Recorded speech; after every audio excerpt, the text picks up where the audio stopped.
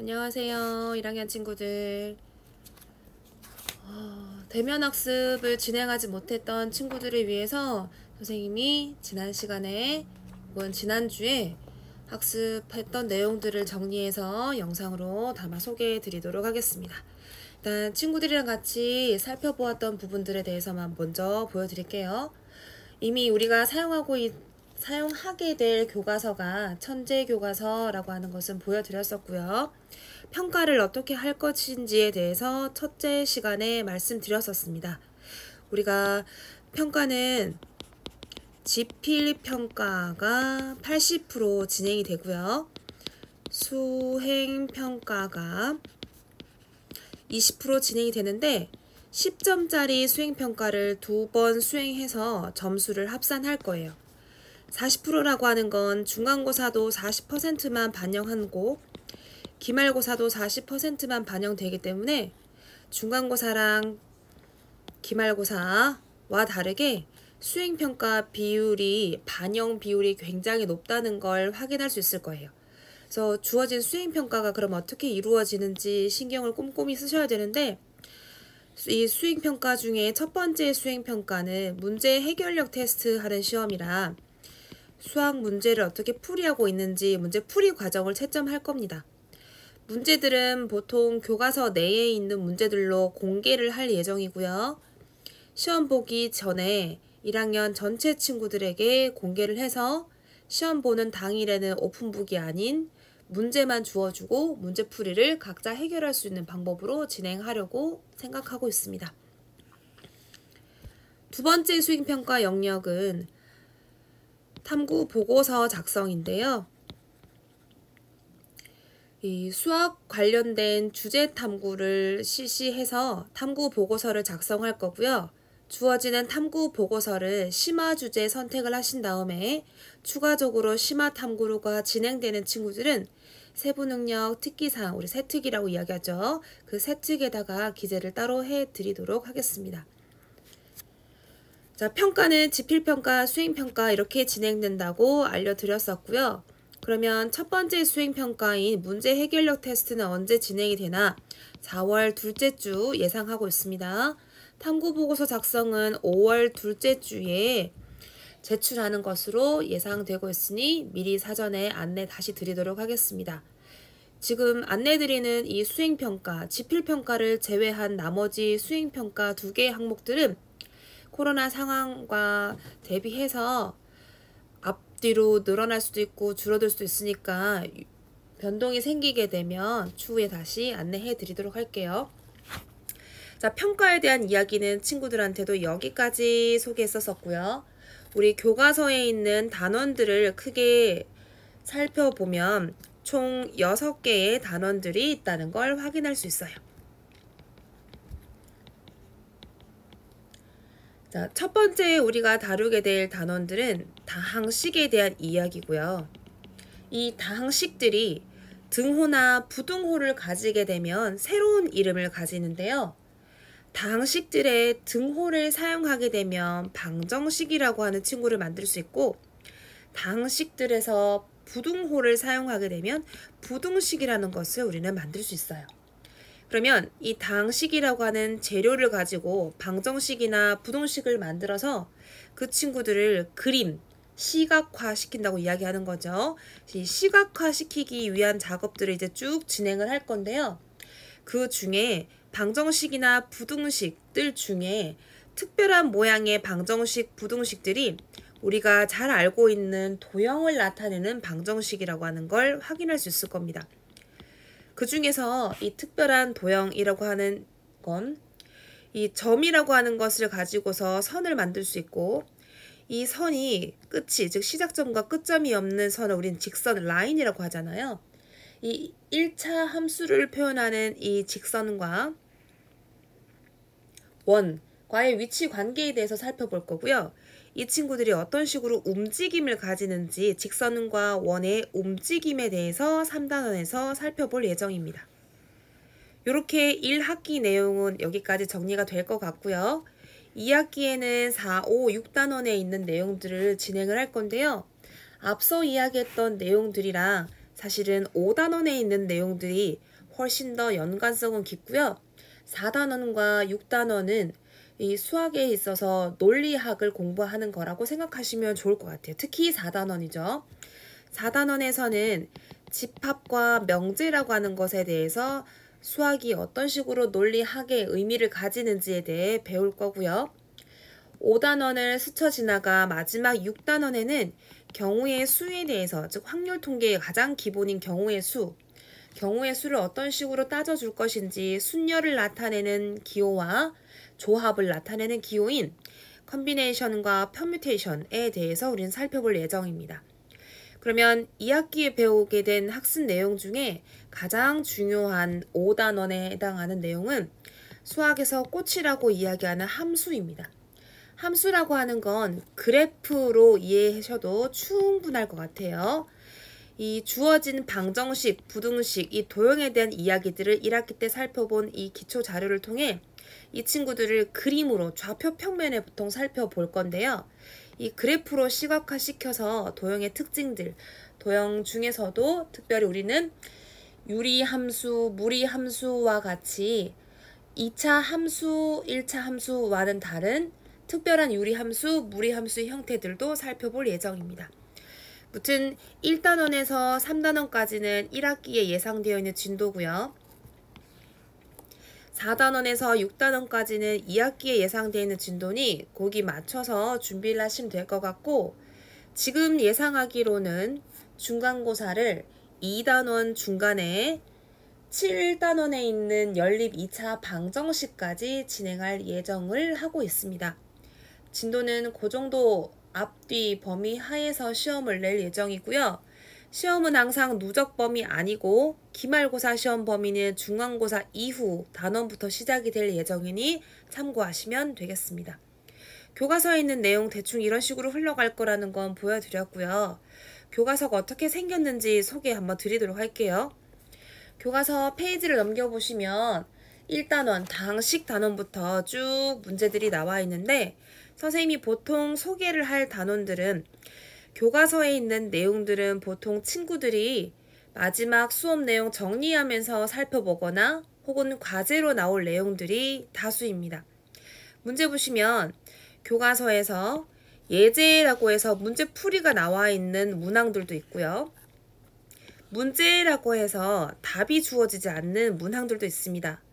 보통은 예제는 풀이 과정이 주어져 있으니 예를 보고 따라 오른쪽에 문항들을 작성하시면 충분할 것 같고, 여기 문제들은 답이 없는데 교과서 뒷페이지 부록에 가시면 답은 제시되어 있으니 항상 과제로 주어질 때는 문제를 풀이하시고 정답까지 채점하신 다음에 검사하면 될 것 같아요.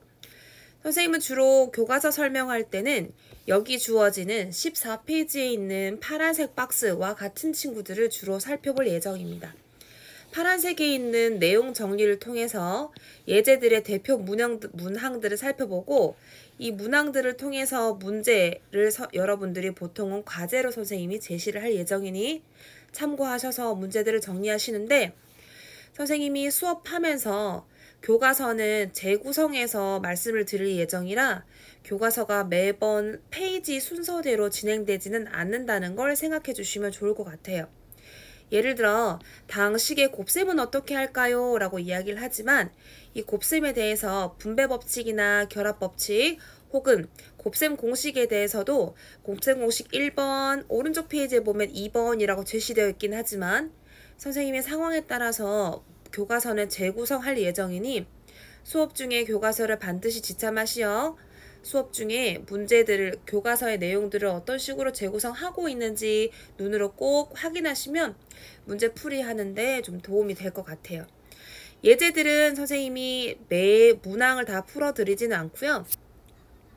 예제들 중에 특별하게 혼돈이 많이 생기는 문항들을 보통 소개를 할 거고, 문제라고 하는 것들은 숙제로 과제로 제시를 한 다음에 수업 시간에 다시 풀이를 하는 수업을 진행하도록 할 겁니다.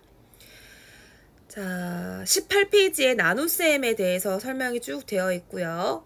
한 단원, 즉 소단원이 끝나면 스스로 확인하기라고 하는 연습 문제죠. 연습 문제가 주어집니다. 이렇게 소단원에서 매번 스스로 확인하기와 같은 페이지들, 문항들이 제시가 되는데요. 얘도 마찬가지로 특별한 문항들만 선생님이 수업 중에 소개할 거고요. 모든 문항들을 풀어드리지는 않을 겁니다. 스스로 하기가 이렇게 소단원에 매 단원 소개되어 있는 한 페이지의 분량의 내용이고요. 이 내용들이 끝나고 나면 대단원이라고 하죠. 대단원처럼 37페이지 스스로 마무리하기라고 해서 대단원 평가라고 생각하시면 좋을 것 같아요. 이 대단원 평가에 보시면 문항들이 보통은 3페이지 내지는 4페이지로 소개되어 있는데요.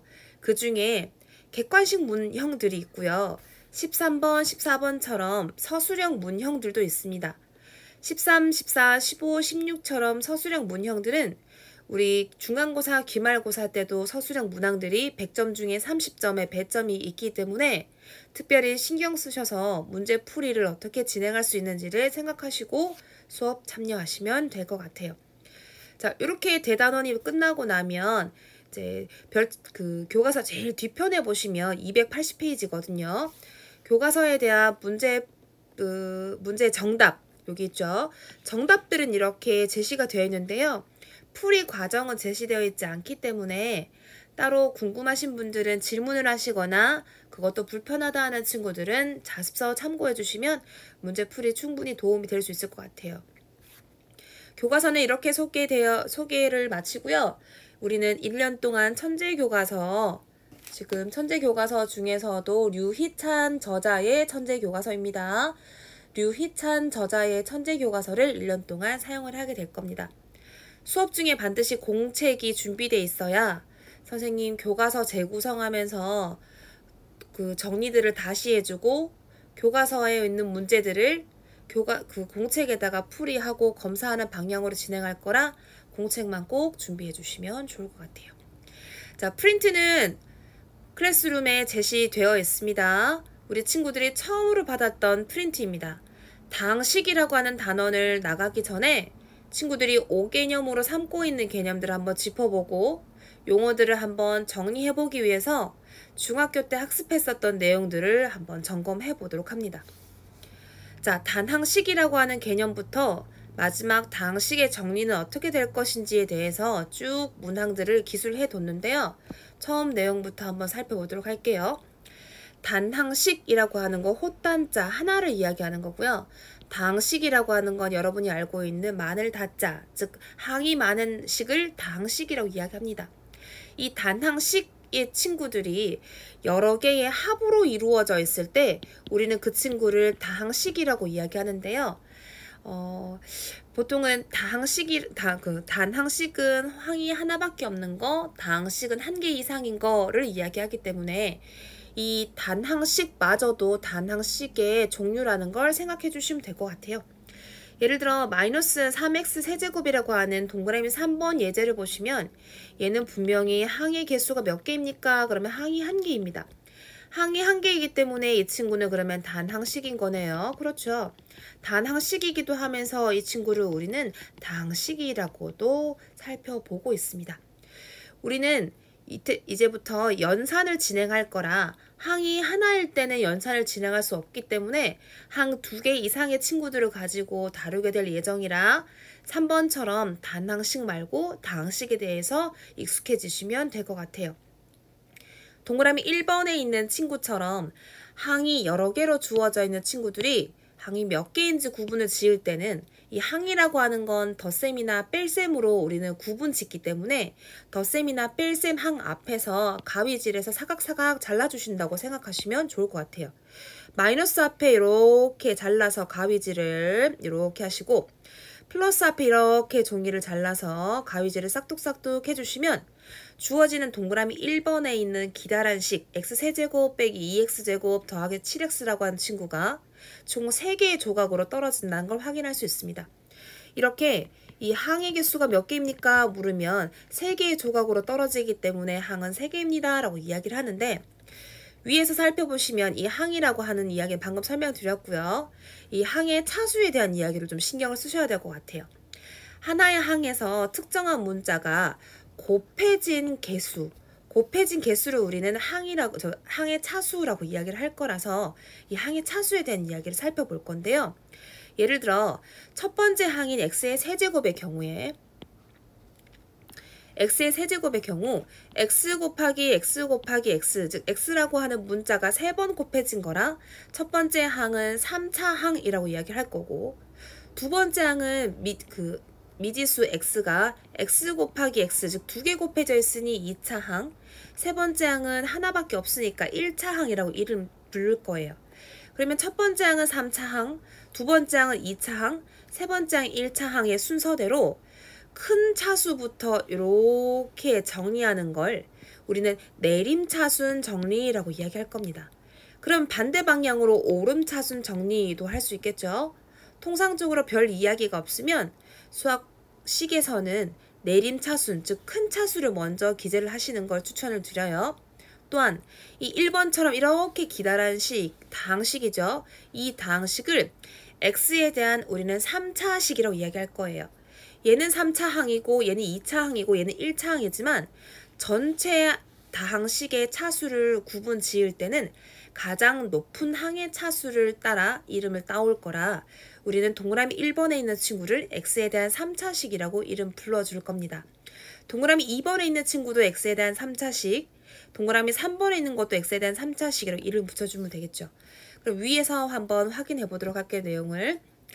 항이란 다항식에 포함된 각각의 단항식을 이야기하고 이 개수랑 상수항을 혼돈하지 않기 위해서 좀 구분을 지을 건데요.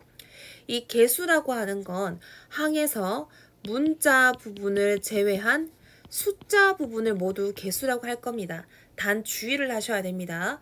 이 숫자라고 하는 것이 문자 부분을 제외한 숫자라고 하는 것이 우리가 알고 있는 통상적인 아라비아 숫자가 아닐 수 있다는 사실만 좀 주의해 주시면 될 것 같아요. 그래서 선생님이 4번 앞에 이렇게 별 달아놨고요. 5번도 마찬가지 의미입니다. 상수항이라고 하는 건 문자를 포함하지 않고 숫자만으로 이루어진 항이라고 했는데 이때 이야기하는 숫자가 위의 이야기처럼 아라비아 숫자가 아닐 수도 있겠구나 라고 하는 것만 좀 주의해 주시면 될 것 같아요. 그 이야기를 밑에서 다시 한번 보여드리도록 할게요. 자, 6번은 말씀드렸고요. 7번 다항식의 차수. 다항식에서 차수가 가장 높은 항의 차수를 우리는 그 다항식의 차수라고 이름을 붙일 거고요. 동류항이라고 하는 건 한자말로 끼리끼리 항을 이야기합니다. 끼리끼리. 그럼 누가 끼리끼리여야 하나? 문자의 종류도 같아야 되고요.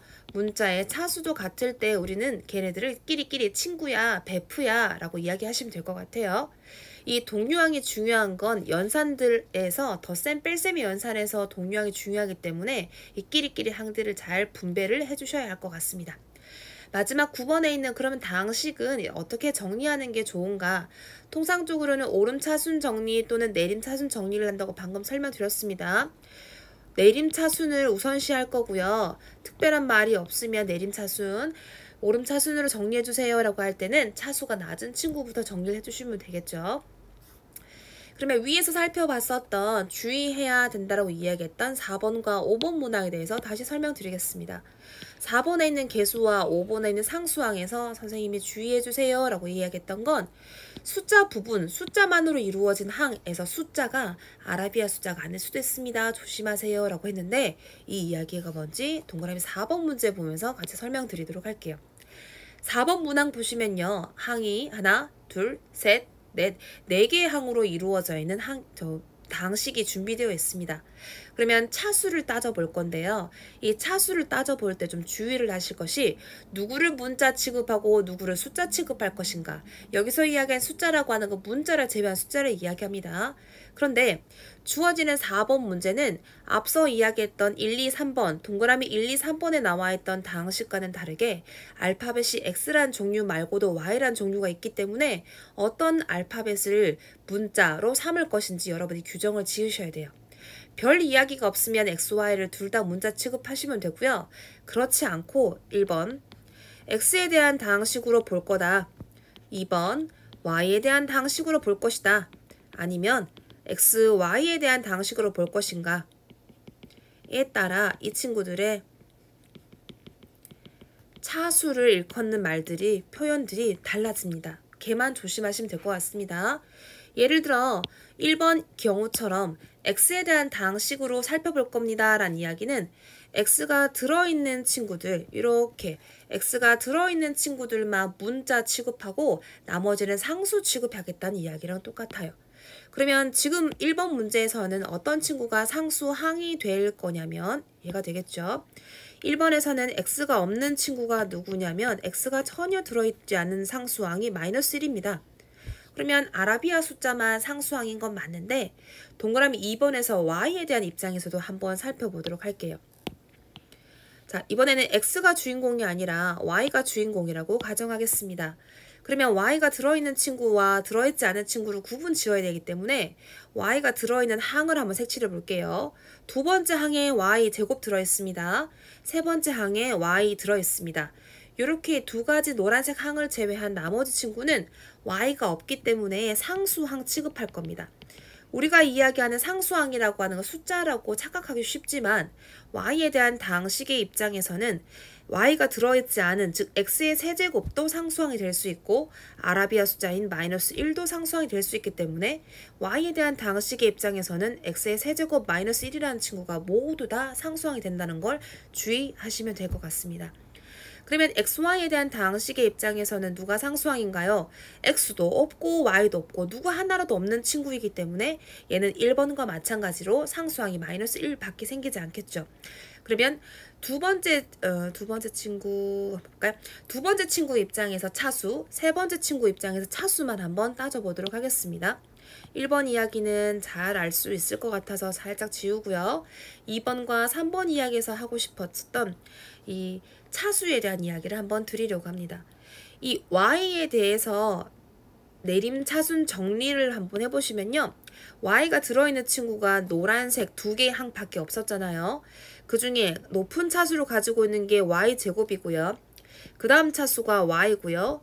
그 다음이 상수항으로 취급했었던 x의 세제곱 마이너스 1이 상수항으로 자리 잡을 거기 때문에 나머지 개수들을 이름을 붙여줄 건데요. y제곱 앞에 붙어있는 개수, y 앞에 붙어있는 개수들을 매김을 해서 개수의 이름을 한번 찾아보도록 할게요. y제곱으로 묶어주시면 마이너스 2x, 즉 마이너스 2x라고 하는 친구가 y제곱의 개수가 되는 거고요.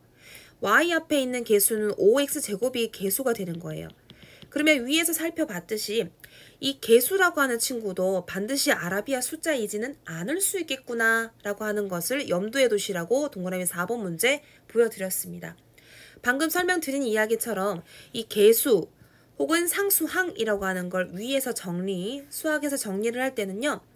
문자 부분을 포함하지 않는 숫자 부분, 문자를 포함하지 않고 숫자만으로 이루어진 항이라고 이야기를 하지만 여기서 이야기하는 숫자, 여기서 이야기하는 숫자라고 하는 것이 어떠한 문자를 기준으로 보는지에 따라 아라비아 숫자가 아니라 알파벳이 들어가 있는 문자를 포함할 숫자일 수도 있겠구나 라고 하는 걸 개수, 상수항에서 조금 구분만 지어주시면 될 것 같아요. 다음 세 번째 이야기 한번 보여드리도록 할게요. 친구들이 그 다음으로 많이 가지고 있는 5개념 중에 차수를 한번 살펴보도록 할게요. 차수, 다항식에서 차수라고 하는 건요. 문자가 곱해진 개수를 가지고 차수를 매김을 합니다. x의 세제곱이라고 하는 건 x의 세제곱이라고 하는 건 x가 3번이나 곱해져 있기 때문에 얘를 3차 항이라고 했었잖아요. 차수를 3이라고 매김하듯이 동그라미 4번에 있는 친구를 xy에 대한 다항식을 인정한다면 노란색으로 체크된 여기 있는 친구의 차수, 노란색으로 체크된 여기 있는 차수 모두 살펴보시면 x라는 알파벳이 1개, y라는 알파벳이 2개, 혹은 x가 2개, y가 1개, 총 항에 들어가 있는 곱해진 문자의 개수가 얘도 3개이고요. 얘도 3개이기 때문에 모두 다 차수로는 3차입니다. 라고 이야기를 해주셔야 돼요. 여기 있는 두 번째 항이 y 입장에서는 2차 항이지만 xy에 대한 다항식으로 바라보게 되면 3차 항으로 될 수 있고 세 번째 항도 y 입장에서는 1차 항이지만 xy에 대한 다항식의 입장에서는 3차 항이 될 수 있다는 것만 유념해 두시면 될 것 같습니다. 당식의 개념 정리, 용어 정리, 혼선을 가지게 될 개수랑 상수항에 대한 이야기는 말씀 다 드렸고요. 차수도 신경을 잘 써주셔야 된다고 말씀드렸습니다.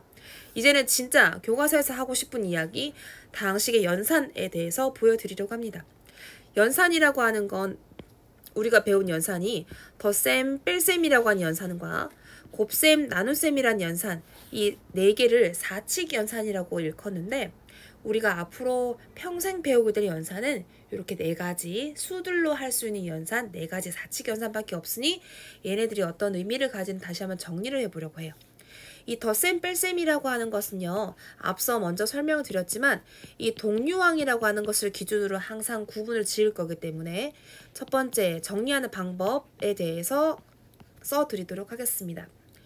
이 동류항들을 가지고 당식을 덧셈하거나 뺄셈하는 방법은 괄호를 풀어서 전개한다. 두 번째 스텝, 동류항끼리 정리한다. 세 번째, 이 뺄셈은 덧셈으로 전환한다. 이렇게 3단계 과정으로 풀이를 하시면 충분히 무리 없이 해결할 수 있을 것 같아요. 그런데 이 덧셈과 뺄셈의 나라에서 가능한 법칙들이 있거든요. 계산을 간결하게 해주는 법칙들, 너랑 나랑 위치를 바꾼다, 자리를 바꾸는 교환 법칙이 있고요. 묶는 순서에 1번, 2번, 3번 중에 1, 2를 먼저 묶고 3번을 결합할 건지 2, 3을 먼저 묶은 다음에 1번을 묶을 건지 이 묶다 법칙, 묶는 순서를 결정하는 법칙을 우리는 결합 법칙이라고 이야기합니다. 이렇게 덧셈이나 뺄셈 나라에서 기억을 하실 건 이 5가지밖에 없기 때문에 좀 다소 단순하고요. 시험은 곱셈이나 나눗셈이 주로 등장을 하게 될 예정이라 이 곱셈에 대해서 살펴보도록 하겠습니다. 이 곱셈에서 가장 중요한 건 중학교 때 이미 학습하셨던 지수법칙입니다. 이 지수법칙을 다시 한번 살펴보고 돌아올 거예요. 이 지수법칙의 확장된 버전으로 곱셈 공식을 학습하도록 할 건데요. 이 지수법칙을 기본 바탕으로 해서 곱셈 공식을 선생님이 12개 보여드릴 예정입니다. 교과서에는 10개만 소개되어 있는데 2개를 첨가해서 보여드릴 거예요. 반드시 외워야 하나요? 문제 곱셈 공식을 어떻게 전개할 것인지에 대해서도 설명드릴 예정이니 기본적으로 교과서에 있는 10개 정도만 외우면 문제는 충분히 풀이할 수 있을 것 같긴 해요. 선생님은 추가적으로 2개는 더 설명드리도록 하겠습니다. 이 지수법칙 말고도 곱셈 나라에서 사용 가능한 법칙들이 있습니다. 방금 앞서 설명했던 덧셈 나라처럼 교환법칙 당연히 사용 가능하고요. 결합법칙 당연히 사용 가능합니다. 단 곱셈, 나눗셈 나라에서만 사용 가능한 나누어 주다 법칙인 분배 법칙이 있다는 것만 기억해 주시면 될 것 같습니다. 이 지수법칙이 중요하다고 설명드렸었기 때문에 이 지수법칙에 대해서는 다음 페이지 다시 한번 확인하도록 하겠습니다. 중학교 때 배웠었던 이 지수법칙에 대해서 설명드리기 전에 간단하게 예제를 먼저 한번 보도록 할게요. A제곱이라고 하는 것은 A가 2개 곱해진 걸 간단하게 표현하기 위한 정리라고 했었고요. A의 세제곱이라고 하는 건 A가 3개에 곱해져 있을 때 우리는 간략하게 세제곱이라고 기술을 합니다. 그때 머리 위에 쓰여져 있는 이 동그라미 안에 들어가 있는 이 숫자들을 머리 위에 쓰여진 이 숫자들을 우리는 앞으로 항상 지수라고 이야기할 건데요. 중학교에서는 이 지수라고 하는 것이 자연수 범위에서만 움직였습니다. 그런데 고등학교 오시면 이 자연수에서 수들이 확장이 돼서 정수 혹은 유리수 혹은 실수까지 최대 확장을 시킬 예정이라 이 지수들이 어떻게 변화가 일어나는지 정리를 잘 해두셔야 될 것 같아요. 정수로, 유리수로, 실수로 지수가 확장이 되면 법칙이 바뀌나요? 아니요. 그렇다면 법칙이라고 이름 짓지도 않았었겠죠. 이 지수 법칙은 동일하게 법칙이 적용이 되지만 단 지수들이 확장이 되기 때문에 확장이 되는 가운데 함수 그래프를 유도해서 그릴 수 있거든요. 그래서 이렇게 확장하면서 우리는 내년에 수원 과정에서 지수 함수 혹은 지수 함수의 역함수인 로그 함수에 대해서도 살펴볼 예정입니다. 확장 왜 시키는데요? 함수 그래프 그리려고요. 이렇게 생각하셔도 충분할 것 같아요. 그러면 중학교 때 배웠었던 지수 법칙 중에서 이런 법칙들을 몇 개만 한번 살펴볼게요. a제곱이라고 하는 친구랑 a세제곱이라는 친구를 곱합니다. 그러면 a 입장에서 총 5개의 친구가 곱해져 있으니 2랑 3을 더해서 우리는 a의 5제곱입니다. 라고 이야기할 수 있고요. a의 5제곱에서 a의 2제곱을 나누기를 합니다. 이 나누기는 주의를 하실 것이 이 나누기로 표현이 됐다는 이야기는 모두 다 유리수란 이야기거든요. 이 나눗셈이라고 하는 건 항상 분수화 시킬 수 있다는 이야기고요. 분수를 만들 수 있다는 이야기 자체가 유리수화 시킬 수 있다는 이야기이기 때문에 주어진 이 분수의 나눗셈을요. a의 제곱분의 a의 5제곱이라고도 쓸 수 있어야 합니다. 그러면 분자 자리에는 a가 총 5개 곱해져 있지만 분모 자리에는 2개 곱해져 있기 때문에 약분을 하나씩 진행을 하시면 a가 총 3개, 분자에 3개밖에 남지 않게 됩니다. 라고 하는 지수법칙 중에서도 나눗셈에 대한 지수법칙 설명드립니다. 그러면 여기 있는 이 숫자 3이라고 하는 건 5라고 하는 지수랑 2라고 하는 지수를 가지고 빼기를 진행했을 때 생기는 숫자이구나 라고만 기억하시면 되겠죠. 그러면 a의 제곱에서 a의 5제곱을 나누게 되면 어떻게 되나요? 그러면 위아래 분모의 위치가 바뀌게 될 예정이니 a의 세제곱이라고 하는 것이 분자에 생기는 게 아니라 분모에만 이렇게 생기겠죠. 그러면 분자에는 아무것도 없게 될 거니까 곱셈의 나라 혹은 나눗셈의 나라에서 아무것도 없는 숫자, 즉 있으나 없으나 한 숫자, 존재감이 없는 친구, 이 친구를 항등원 숫자 1이라고 이야기를 합니다. 이렇게 해서 나눗셈도 살펴봐 드렸었고요. 이번엔 a의 제곱이라고 한 친구를 세제곱합니다 라는 이야기는 a의 제곱이라고 하는 덩어리를 총 3번 곱한다는 이야기니 a의 제곱, a의 제곱, a의 제곱으로 표현할 수 있고 그러면 총 a의 개수가 6개가 생기잖아요. 여기서 생긴 이 6개라고 하는 건 지수 머리 자리에 들어간 숫자들을 곱해서 생긴 숫자이구나 라고만 기억해 두시면 충분할 것 같아요. 마지막입니다.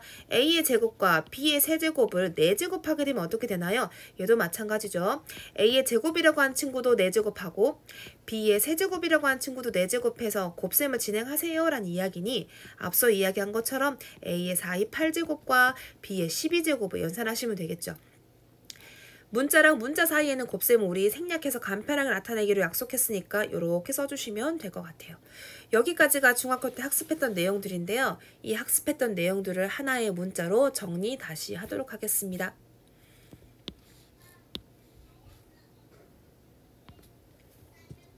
자, 지수법칙입니다. 아까 동그라미 1번에 지수법칙이 있었던 동서남북 한 자리에다가 지수법칙 동그라미 1번이라고 쓰시고 메모하시면 좋을 것 같아요. 중학교 때 학습했었던 지수법칙 한 번 더 문자화 시켜드리도록 하겠습니다. A와 B라고 하는 실수와 M과 N이라고 하는 자연수입니다. 중학교 때 학습했던 거라를 기준으로 해서 첫 번째 법칙입니다. A의 M제곱과 A의 N제곱을 곱하게 되면 A의 몇 제곱이 되는지 A의 M제곱을 거듭 N제곱하게 되면 A의 몇 제곱이 되는지 A, B라고 하는 친구를 N제곱하게 되면 A의 몇 제곱, B의 몇 제곱이 되는지 네 번째, A 나누기 B를 N제곱하게 되면 A의 몇 제곱, B의 몇 제곱으로 표현되는지 마지막 A의 M제곱과 A의 N제곱을 나누게 되면 어떤 식으로 표현할 수 있을지에 대해서 살펴보도록 하겠습니다. 첫 번째, 곱하게 되면 m 플러스 n제곱 지수끼리 곱해지는 더해지는 거고요. 얘는 지수끼리 곱해지는 거고 얘는 a n제곱 곱하기 b의 n제곱으로 표현이 될 거고 분모 자리에도 n제곱, 분자 자리에도 n제곱으로 이렇게 표현이 되겠죠. 마지막에는 이 5번째 이야기면 좀 주의하시면 될 것 같습니다. a의 m제곱과 a n제곱을 나누기를 계산할 때 m이 큰지 n이 큰지에 따라서 문자 구분을 다르게 할 거라 이렇게 쓰도록 할게요. 만약에 앞서 살펴본 것처럼 m이 크다면 a의 m-n제곱이라고 쓰시면 충분할 것 같아요. 앞에서 살펴본 것처럼 만일 분모 자리에 들어가는 n제곱이 더 크다면 분자에는 아무것도 다 약분되고 사라질 거고요. 남는 건 여기 있는 친구만 이렇게 남게 되겠죠. 그러면 m과 n이 같게 되면 모두 약분되고 아무것도 없어요. 그런데 곱셈 나눗셈 나라에서 아무것도 없는 숫자 다 약분되고 아무것도 없는 숫자, 보이지 않는 숫자, 항등원 숫자 1이라고 써주시면 되겠습니다. 단 항상 모든 법칙들, 모든 숫자들을 다룰 때 주의하실 건요. 분모는 절대 0이 되어서는 안 돼요. 그거는 항상 머릿속에 인지하시면서 진행하시면 될 것 같아요. 선생님이 앞으로 특별한 이야기를 하지 않더라도 분모 자리는 무조건 0이 돼서는 안 되는 숫자, 분모는 절대로 0이 아닌 숫자에 대해서만 앞으로 다루겠구나 라고만 이해하시면 될 것 같습니다.